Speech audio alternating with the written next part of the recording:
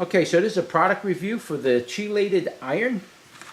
This is the product that I use to add chelated iron to my soil. And do I like this product? I like this product very much. I didn't pay very much for it, but I also like the product because you don't need very much to put into your soil. And at the same time, I get this little package here, that'll last me 2 or 3 years at least, and I'll have to order it again.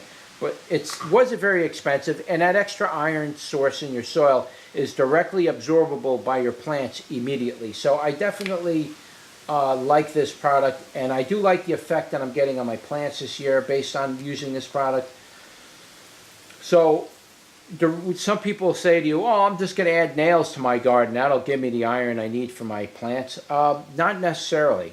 When it comes to long-term type of plants like trees and stuff like that that are growing for years and years and years and years in the soil, yeah, then you can add like nails and rusty pieces of metal all around the base of the tree, and that'll feed it the iron that it needs. But when it comes to your vegetable gardens, no, you need to add a type of iron that's immediately absorbable by the plant and usable by the plant as the plant's developing and fruiting. And one of those mediums is chelated iron. It has to be in a form that's called chelated. So I have read people adding this to the soil, and they do see a definite benefit to it. I've seen a benefit to it. I don't notice any chlorosis, though I am getting a little bit of yellowing on my leaves, but we just got over a 30 or 32 day heat wave that was 90 to 100 degrees every single day for 30 days with no rain. Humidity was down about 50%. My plants really suffered from that. They're starting to bounce back now a little bit, but that's a side effect as opposed to, you know, am I seeing chlorosis in my tomato plants from lack of iron?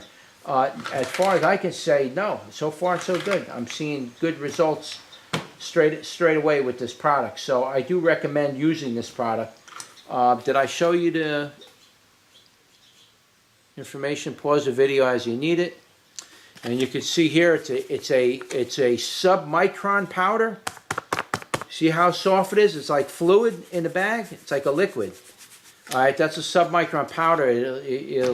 It'll spread very thinly, and very little particles will spread out in your soil very easily. So there, this is definitely something you'd want to add to your soil. But you don't have to be careful in the sense where you can add too much of it, but just you don't want to add more than what you recommend, or what I tell you in my super soil mix booklet, which if you go on my website, you can download this booklet for free. So I tell you how much to add in there. And so far, I like the product. It's good. It's been working for me.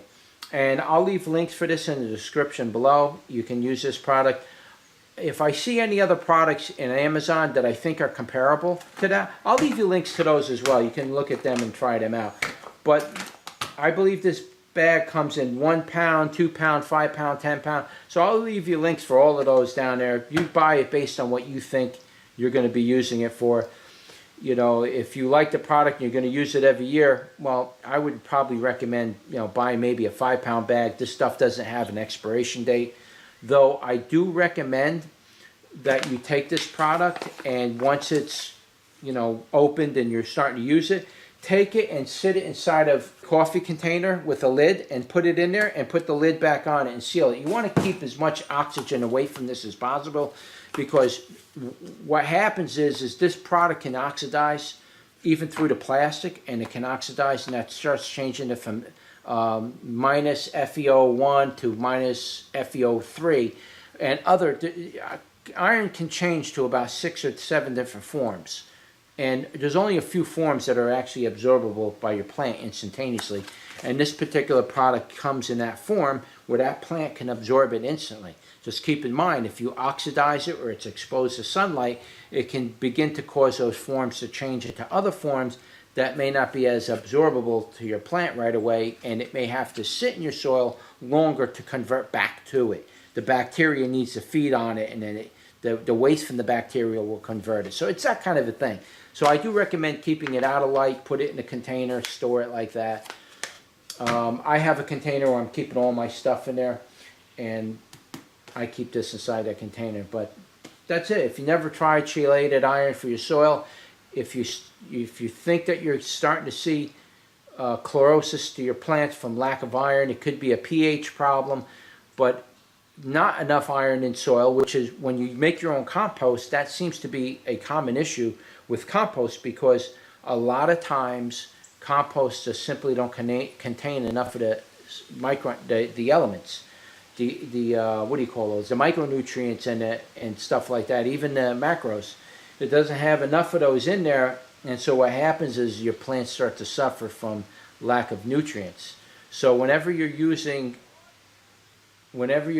compost or homemade soils, you definitely want to make sure you got the micros in there, because the micros, they're a lot of times not in the compost matter itself. So you're going to want to make sure you add rock dust and stuff like that. But I always give it a little extra boost of iron, because iron sometimes it washes out of your pot if you're watering your pot heavy, or if it's out in the rain and the water's raining over your pots, boom, it'll wash those pots right out. Your soil will be depleted very quickly. It can happen even with super soil. Just you get a couple days of 2-inch rain today, 1 inch tomorrow, then 3 inches the next day. It'll wash your pots out, and you'll end up with blossom end rot. And that's not your fault, but it happens. You know, if you're going to grow in containers, it's a lot of work to get it right. So this is one of the products I like to use. So I definitely recommend this. And that's your product review for the chelated iron. I'll leave links in the description. Like, share, and subscribe. And I'll see you on the next one.